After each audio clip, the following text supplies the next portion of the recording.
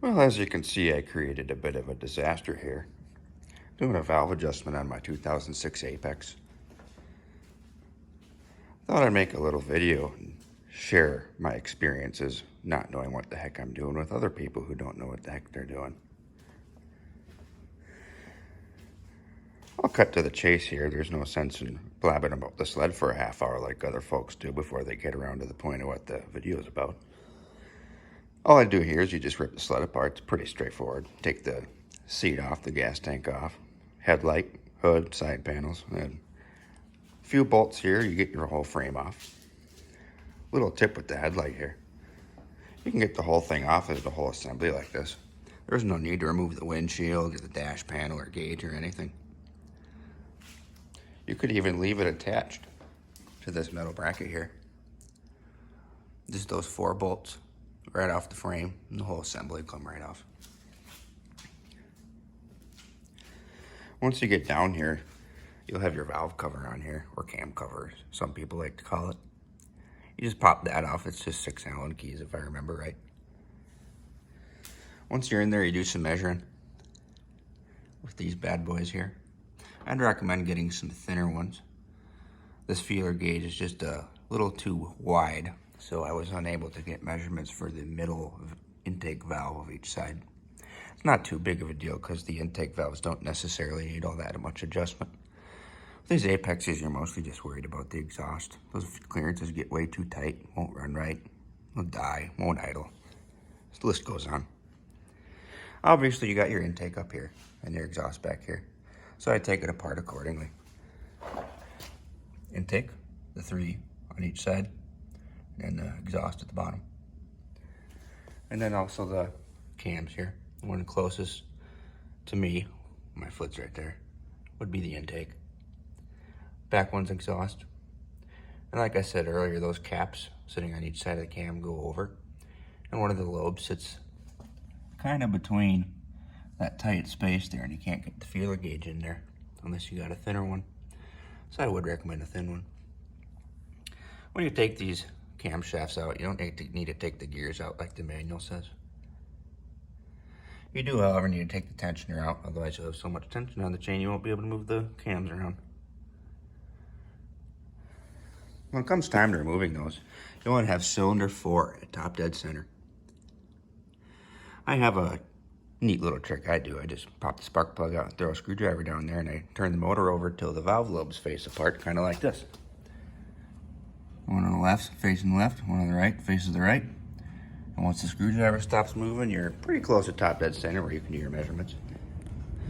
However, when you do take the motor apart, when you take the camshafts out, you want to be pretty precise.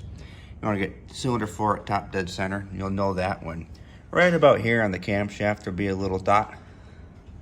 Right about here on the camshaft there'll be a little dot. You want those lined up with the arrows on the cam caps, and then you can double check. Down here, let's see if I can even see in there. There's a little hole in there. I'm not quite sure if you can see it. You probably won't be able to. It's right back in there. There's 2 little notches you line up together. There's 2 notches on the wheel, and there's 1 notch. You want to line up the 1 notch with the 1 notch. Just ignore the 2 notches that are to the right of the 1 notch.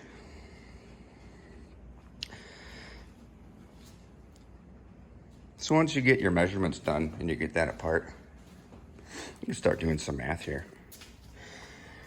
This is what I wrote down when I took the measurements. Did intake, exhaust. Like you can see, each middle one I wasn't able to measure because my feeler gauge was too wide. I'm just gonna use 13 as an example here as we talk through. On to the next page.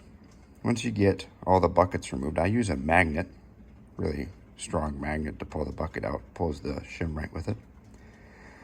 You lay out all the buckets like I did in the tote over there.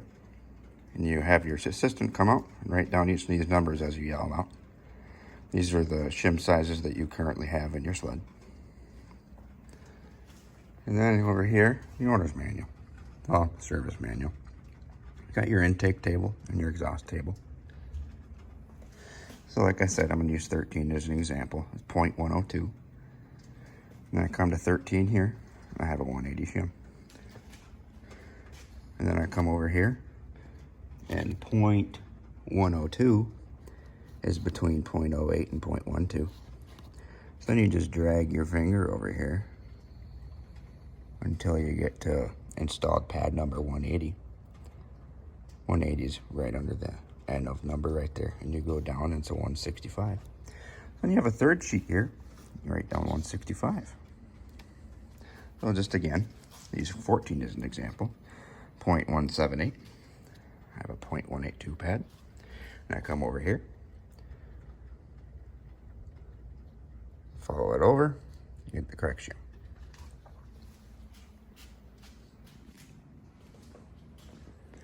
Once we get all those parts ordered, which should hopefully be happening soon, we can get all the correct shims in the buckets, put it all back together.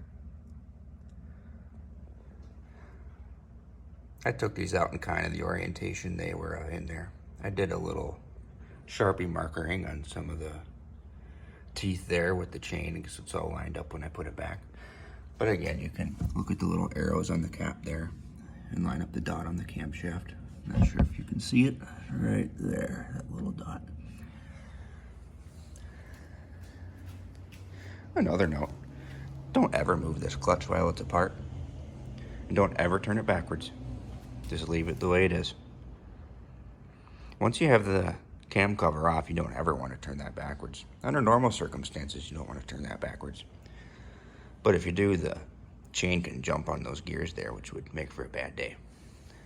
Good luck figuring that one out. So I might do a little reassembly video. But I think I covered most of the bases here. We'll see how this goes. I am not a professional, and if you want to listen to me, that's your own problem. But just sharing my experience. Adios, everybody.